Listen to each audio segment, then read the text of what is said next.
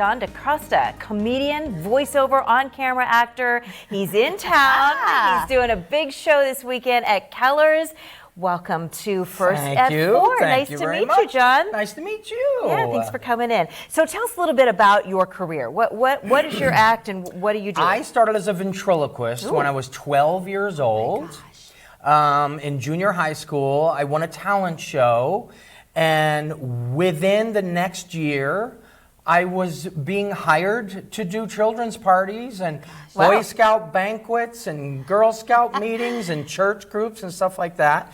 And I remember I had one little puppet, and I was doing shows for $5. And I'll never forget, after I was working for $5 for like a year, my dad was like, maybe you should raise your rate a little. Now, this is probably didn't even back in the 70s. So $5 was good money. Yeah. And he's like, I think you should. I said, all right, fine, I'll raise it to 10. And he's like, well, I was thinking a little more. I said, no, I feel a little guilty. So then I was working for $10 for a year. So even at that young age, you were probably addicted to that high of an audience and them reacting to you. Without a doubt. And it was all silly stuff. It was all voices, impressions, sound effects.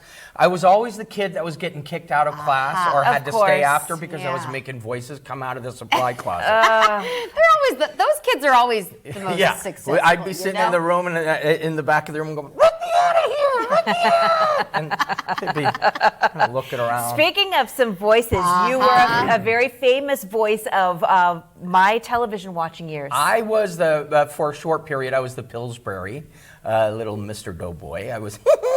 There it is. Which was the easiest job in the world. It's not like I'm going to forget the line. Right. It's not like I'm going to be in the middle of a take and go, oh, how did the rest of the laugh go? Let me do it again. Take two. How do you audition for something like It's that? so funny. I mean, I've gotten some of my voiceover gigs and the weirdest. The way I started my voiceover career is I was doing a stand-up show in Albany, New York, which I'm from, that area, and Schenectady area. And somebody saw me that owned a advertising agency and said, I need to have somebody do a voice of a little teddy bear for a Christmas commercial for a furniture store. She goes, is that something you'd be interested in? I said, well, it's funny you should approach me on this. I said, because, you know, I want to do this for a living. I want to do animation. I want to be a cartoon. And she says, okay, so we knocked it out, and I think the voice was like, hey, I live here. You can't take me. It was something silly. I forget the line.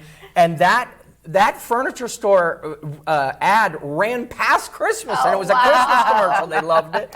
And I went on to do probably 50 or 60 commercials for that woman. Oh my God. That's great. And that was my original demo tape to bring to Hollywood, to bring to different people like Cartoon Network and Saban Entertainment and Nickelodeon and Klasky Chupo and stuff, and say, hey, could I make it here? Listen to this. And they're like, what are you waiting for? Wow. We're starting to run out of time, but tell everybody what they're going to expect when they come to your show at Kellar's this You're going weekend. to hear voices. You're going to hear impressions. You're going to hear filthy, dirty jokes. Yes. Oh, wait a minute. I should open with filthy, dirty. Some ventriloquism maybe might appear. So much fun on this rainy I can't wait. Friday. It's going to be a blast. And listen, I got to tell you, that mustache is incredible. I grew this for a movie, and I couldn't shave it for half a year because they were editing my scene. It's a Western. It takes place in 1887.